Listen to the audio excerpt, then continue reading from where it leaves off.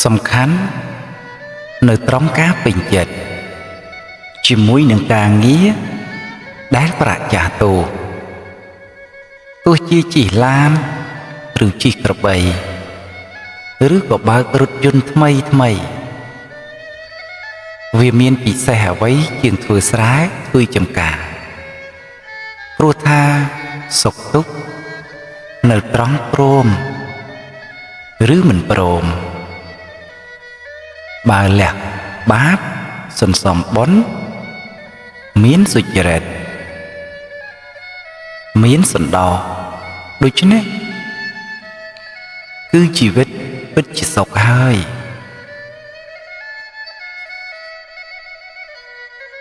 នៅពេលយប់ងងឹតតែងតែត្រូវបើកភ្នែកសម្លឹងមើលគឺមិនអាចបិទភ្នែកដើរទៅនោះឡើយនៅពេលមានទុក្ខកុំចេះតែស្លុកដោយមោហៈវានាំឲ្យលាក់ចូលទៅក្នុងរណ្ដៅកាន់តែជ្រៅត្រូវរកកល្យាណមិត្តឬរកធម៌ស្ដាប់ដែលជាឈ្មោះនៃការបើកភ្នែក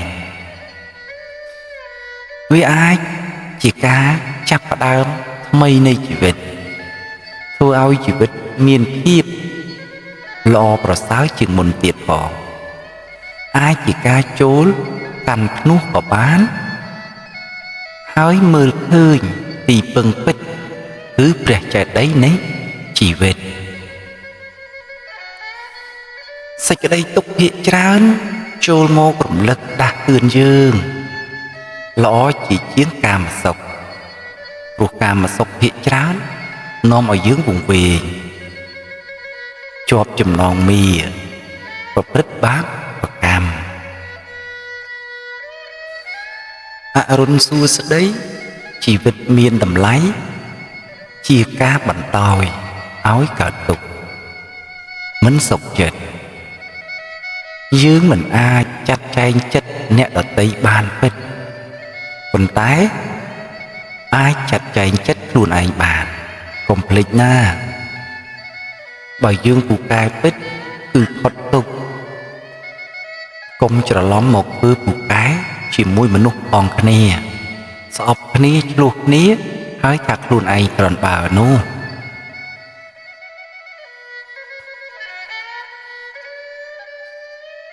មនុស្សយើងមានសមត្ថភាពផ្លាស់ប្ដូរខ្លួនឯងឲ្យបានប្រសើរឡើងដោយការហ្វឹកហាត់បើដឹងថាងងឹតមិនអុចប្រទីបរស់នៅជាមួយនឹងលោកនេះត្រូវយល់ឲ្យច្បាស់ដោយបរិញ្ញាទើបមិនកើតទុក្ខព្រោះលោកនេះ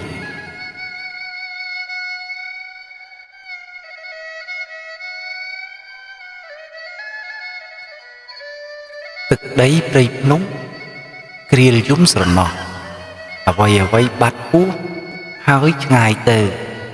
ចិត្តបានអប់រំមិនយំសោកឡើយអ្វីដែលមាននៅក៏ត្រូវលះបង់មិនចាំបាច់សោកសៅក្តៅចិត្តនឹងអ្វីដែលកន្លងហួសទៅទាំងអស់នោះទេត្រូវកំណត់ដឹងចិត្តបច្ចុប្បន្នជាវិញ្ញាណធាតុមិនមែនជាអនត្តាតួខ្លួនយើងនោះឡើយនេះធម៌បដិបត្តិសម្រាប់ជីវិតប្រចាំថ្ងៃ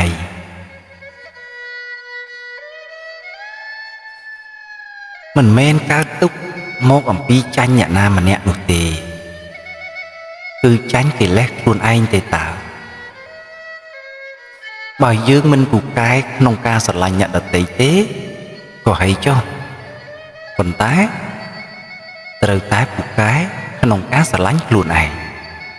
ត្រូវតែជាឥស្សរៈកើតកិលេសខ្លួនឯងត្រូវចេះគិតឲ្យខ្លួនឯងបានសុខទើបបានជាមនុស្សធំជាធេរៈ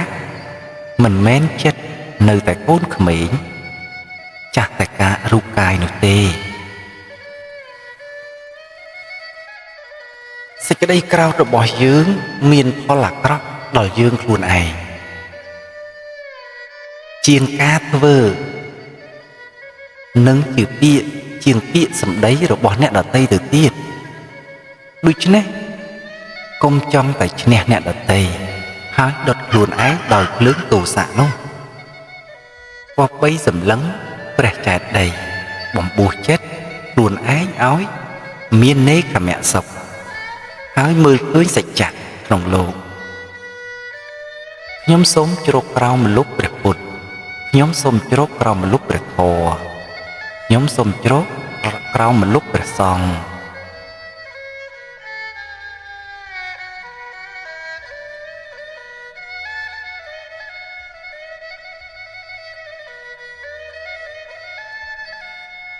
ព្រះធម៌ស្វាខន្តោល្អណាស់សម្រាប់បដិបត្តិកម្ចាត់កិលេសតែបើយើងយកព្រះធម៌មកចម្រើនកិលេសដូចជាការលើកដំកើងខ្លួនឯងមើលងាយអ្នកដទៃនិងដើម្បីលៀបយួសជាដើមនេះឈ្មោះថាបដិបត្តិខុសចំពោះព្រះធម៌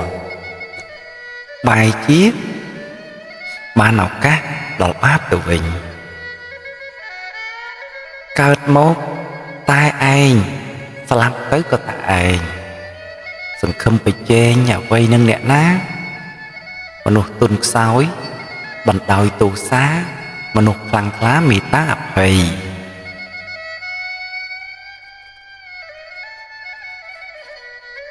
បើយើងពោលអំពីព្រះនិព្វានគឺយើងពោលអំពីសម្បត្តិនៃព្រះអរិយបុគ្គលណាមួយអង្គឬមួយនាក់ព្រះនិព្វានបរមត្ថជានិរោធសច្ចៈដែលរំលត់នៅទុក្ខរំលត់នៅតណ្ហាមិនមានជាតិ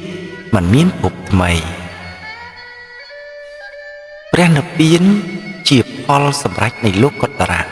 មគ្គ4ប៉ុន្តែព្រះនិព្វានតែម្យ៉ាងប៉ុណ្ណោះគឺអនុបាទនិរោធ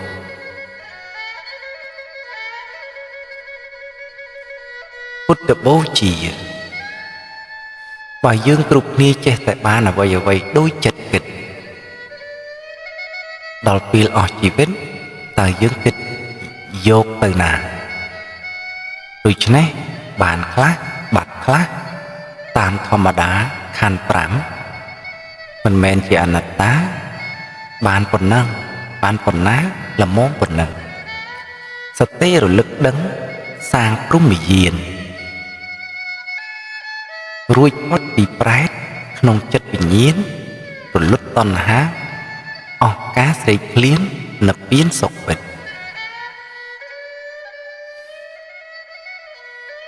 ភ្ជុំបិណ្ឌសួស្តីបើជនប្រុសស្រីធ្វើជាបន្ទាត់វាស់ប្រៀបខ្លួនឯងជាមួយនឹងគាត់លទ្ធផលទូទាត់មានអ្នកនាំទុកទឹក10បេះដូងជ្រាបផ្អែមក្លៀនក្លោងពីបាត់ខាងមុខទឹកដមធម្មទានធម្មយានគ្មានទុកបរមត្តសុខខាងមុខអមតៈវាចា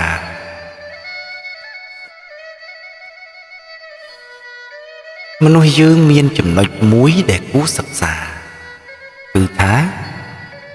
ចង់បានរបស់ដែលអត់ទោះជាមានអ្វីអ្វីប៉ុណ្ណាហើយក៏ដោយ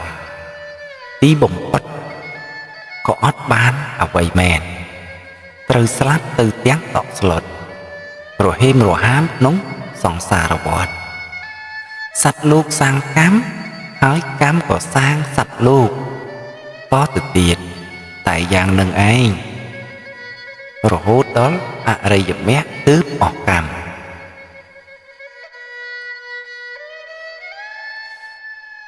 វិបស្សនាដឹងនាមរូបរួមដោយបច្ច័យជាសម្បត្តិឲ្យយើងបានរួចអំពីអបាយភូមិរួចអំពីវដ្តនិងរួចអំពីការខ្វល់ខ្វាយ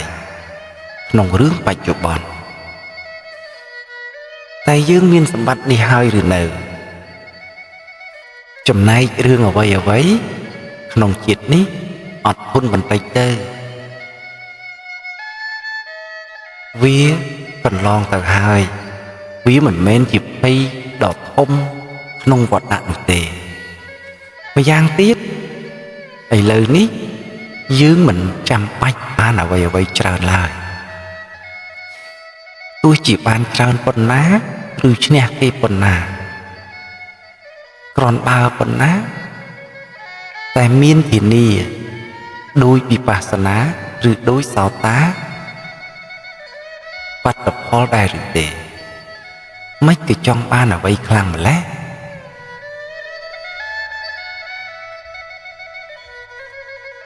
សេចក្តីប្រមាណរបស់សត្វលោកមកអំពីការសម្គាល់រឿងតូចតាចក្នុងជាតិនេះថាជារឿងធំដុំចំណែករឿងកិលេសភ័យអបាយភ័យវត្តភ័យដែលជារឿងធំក្រៃលែងហើយជាសម្គាល់ថាអត់មានរឿងអ្វីទៅវិញយប់ថ្ងៃកន្លងទៅអ្វីដែលហួងហែងក៏បានអស់ទៅបដើនៅតែកិលេសភ័យអបាយភ័យជាដើមប៉ុណ្ណោះតែបុគ្គលប្រមាថខ្វះស្មារតីនៅសប្បាយចិត្តក្នុងការសឹកស៊ីវរឿងល្អនៃអ្នកដទៃនិងរឿងមិនល្អនៃអ្នកដទៃហាក់ដូចជាខ្លួនឯងផុតភ័យហើយតាមពិតយើងនៅភ័យតែអត់គិតពីរឿងខ្លួនឯងទេទៅគិតតែពីរឿងអ្នកដទៃចាប់ទោសអូសដំណើរអ្នកដទៃទៅវិញតែក្តីសុខរបស់យើង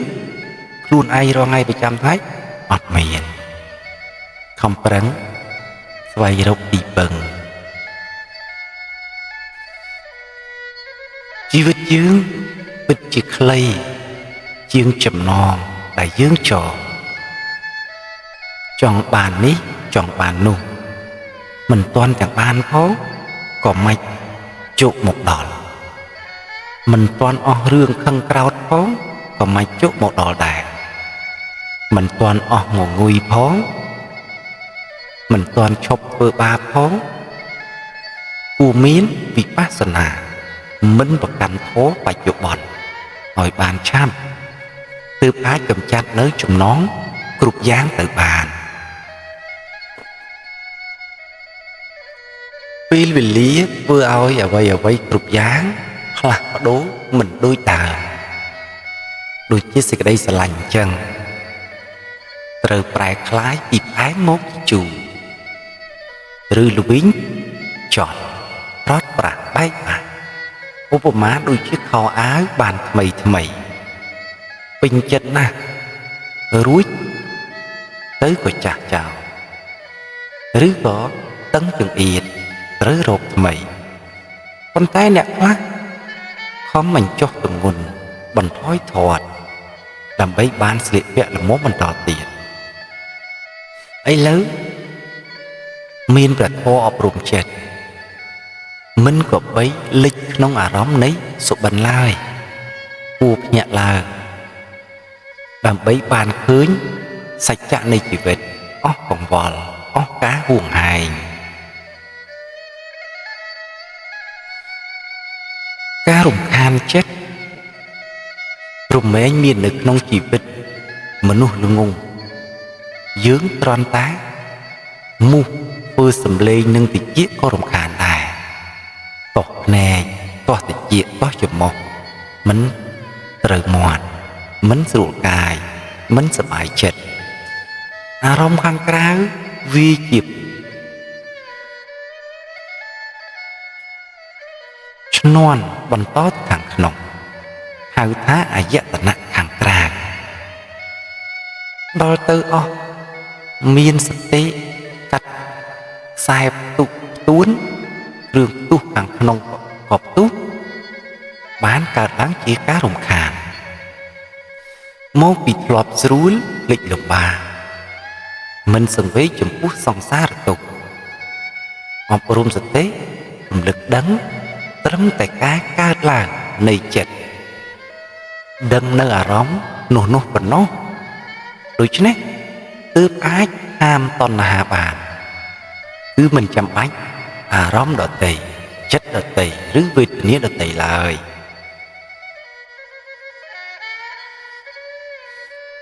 មានតែនាមរូបតាមទ្វារ6ប៉ុណ្ណោះអ្វីណាទាំងអស់ដែលយើងបានដឹងអ្វីទាំងអស់ហ្នឹងគ្រាន់តែជាអារម្មណ៍របស់ចិត្តប៉ុណ្ណោះចិត្តក៏គ្រាន់តែដឹងនៅអារម្មណ៍ប៉ុណ្្នឹងឯងហើយក៏រលត់ទៅរបស់យើងរបស់គេគ្រាន់តែសន្មត់ឯការពិតដោយបរមត្តមានតែចិត្តចេតសិកដឹងអារម្មណ៍និងមានធម្មជាតិគ្រាន់តែជាអារម្មណ៍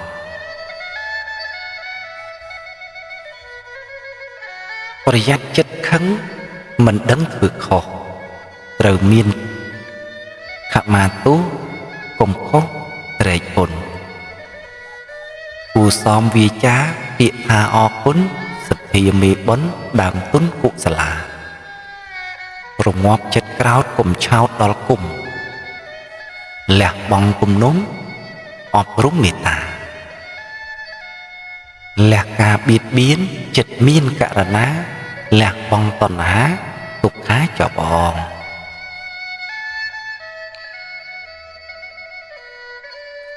មនុស្សអត់គូក្រងក៏មានសេចក្តីស្រឡាញ់ដែរស្រឡាញ់បានច្រើន